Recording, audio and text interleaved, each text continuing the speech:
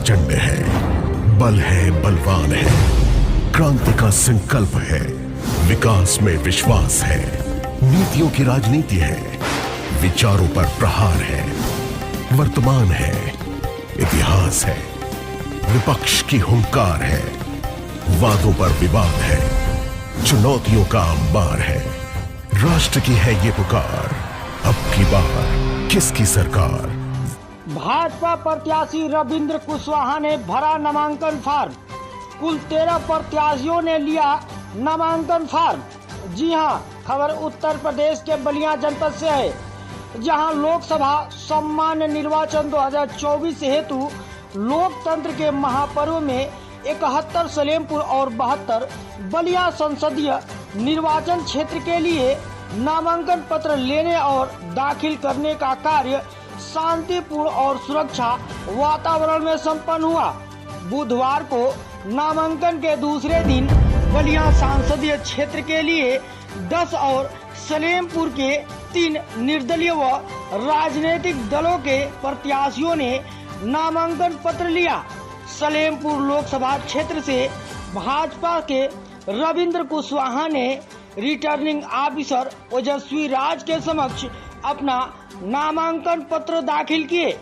Collectorate परिसर के आसपास सुरक्षा व बैरिकेडिंग के कड़े प्रबंध किए गए हैं।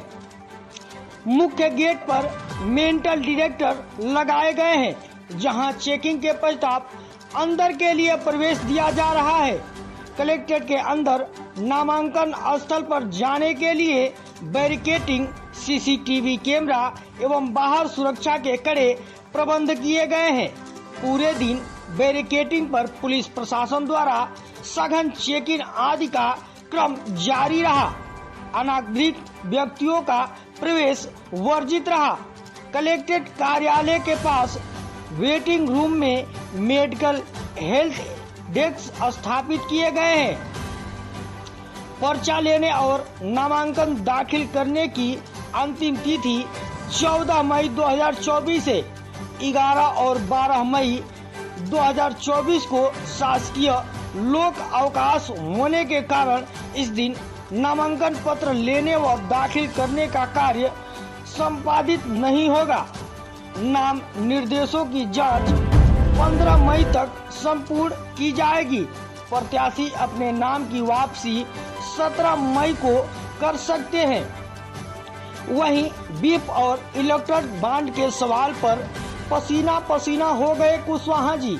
जी हां, सलेमपुर से भाजपा प्रत्याशी जिस उत्साह के साथ नामांकन करने आए थे, नामांकन पत्र दाखिल करने के बाद उनका उत्साह उस समय ठंडा पड़ गया जब पत्रकारों ने उससे बीप और इलेक्ट्रॉन बांड पर सवाल पूछना शुरू कर दिए।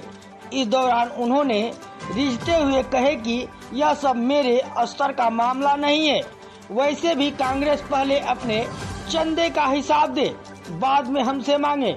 बुधवार को सलेमपुर से भाजपा प्रत्याशी रविंद्र कुशवाहा कलेक्ट्रेट में नामांकन पत्र दाखिल करने के बाद पत्रकारों से मुखातिब हुए। इस दौरान उन्होंने पूर्व मुख्यमंत्री अखिलेश यादव को खरी खोटी सुनाई। कहे कि मोदी जी के नेतृत्व में जब से केंद्र में भाजपा की सरकार बनी है, तब से लगातार उत्तर प्रदेश में सपा को हार का सामना करना पड़ रहा है, लेकिन उनका बड़ बोलापन नहीं जा रहा है। इस दौरान इलेक्ट्रॉन बांड के एक सवाल पर उन्होंने कहे कि सिकंदरपुर के जियाउद्दीन रिजवी राहुल गांधी की भाषा बोल रहे हैं। वैसे भी इलेक्ट्रॉन बांड मेरे स्तर का मामला नहीं है। इसके बाद पत्रकारों ने जब बीफ कंपनी के चंदे लेने के सवाल पूछा तो रविंद्र कुशवाहा पसीना पसीना हो गए और इधर उधर की बातें कर सवालों को डाइवर्ट करते नजर आए।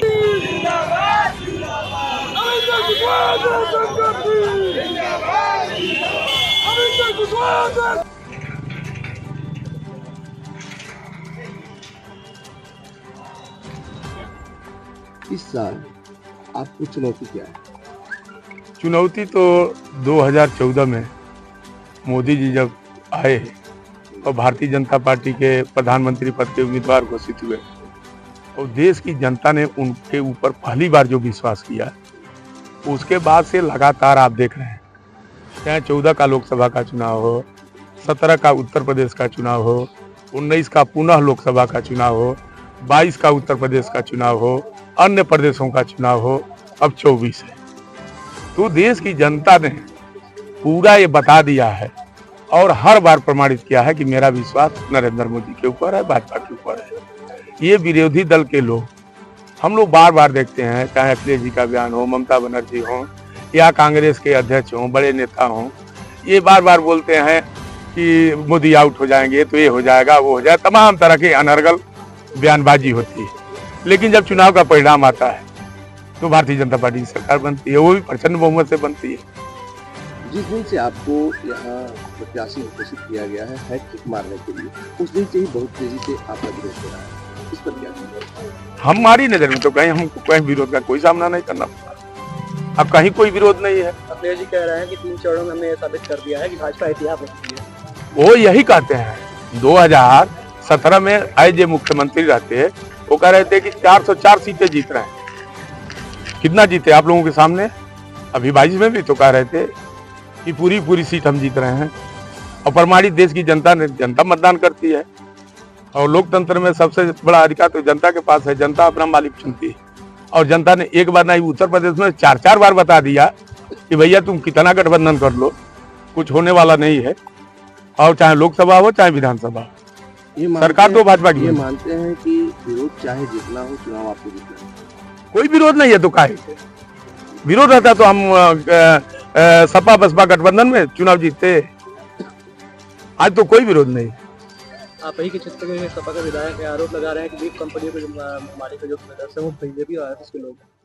हमारे यहाँ कौन सा विधायक? नहीं, आपके क्षेत्र के सपा के विधायक लोकसभा में आता ना, तो हाँ। मोहम्मद जियाउद्दीन रिजवी का कहना है कि जो बीफ कंपनियां हैं उसके मालिक जो है अधिकांश भाजपा और आरएसएस के लोग। और राहुल गांधी कुछ लिख के भेज दिए होंगे जियाउद्दीन जी के पास, डायरेक्ट संपर्क में आ गए होंगे। वो जो बताते हैं ना राहुल गांधी हर बार कि सब उद्योगपतियों का ये माफ कर दिया, वो माफ कर दिया, और 5 उद्योगपतियों के लिए काम करते हैं, वो काम करते हैं, तो वही जियाउद्दीन रिजवी के भी दिमाग में सोए होंगे, हो सकता है। रविंद्र कुशवाहा मानते हैं कि बीफ कंपनियों से 600 करोड़ का चंदा नहीं लिया गया है। चंदा तो कांग्रेस ने भी लिया, अपना सफाई दे।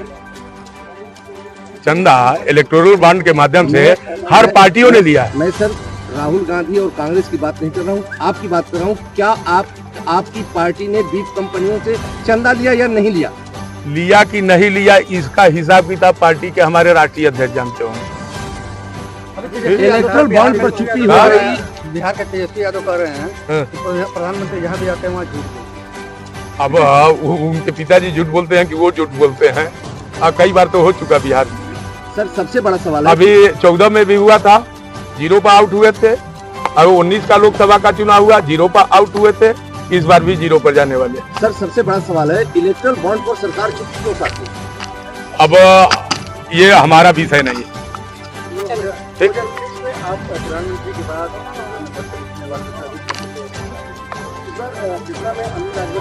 मोदी के बाद नीरज शेखर ही ये तो जब 1 जून को मतदान होगा, गणना होगी, तो रिकॉर्ड आप उसके सामने आएगा ना, कौन कितने वोट से जीता, इसमें कौन सा वो बात है। या नीरज शेखर से आगे आप रहेंगे? नहीं भाई, नीरज शेखर से हमारा क्या कंपटीशन है, क्या मतलब है उसका? वही जनता ना वोट देती है, जनता जिसको ज्यादा से हम तो चाहते हैं नीरज जी ज्यादा से ज्यादा वोट से जीते। विकास के क्षेत्र में आपके क्या इरादे हैं? वो विकास के क्षेत्र में जो काम मोदी जी की सरकार कर रही है, योगी जी की सरकार कर रही है, आपके सामने है। बिना काम किए जनता विश्वास नहीं करती है, और जनता एक बार किसी को अगर जिताती है और दूसरी बार उसके काम का आकलन होता है, क्षेत्र की जनता करती है। दूसरी बार आप चुनाव जीतते हैं तो आपकी व्यक्तिगत क्या आपकी स्थिति रही है क्षेत्र में, लोगों से मिलना जुलना, काम व्यवहार संबंध, वो भी काउंट करता है चुनाव में। मैं तो दूसरी बार जीत गया और तीसरी बार भारतीय जनता पार्टी ने विश्वास करके फिर टिकट भी दिया है। सौभाग्य से आपके साथ विधायिका और कहीं न कहीं आप ही विकास के मुद्दे पर सवाल उठाएंगे। क्या वो विकास के नज़ारे वही रहेंगे या बदलेंगे? विकास के नज़ारे नहीं बदलते तो सरकार कहाँ से बनती? यानी विकास होगा। विकास होगा, हो रहा है, होगा और भी बढ़िया से बढ़िया। मोदी जी कह रहे हैं 10 साल टेलर था विकास का, आगे असली फिल्म दिखाई देगी आपको। अब फिल्म चलिए।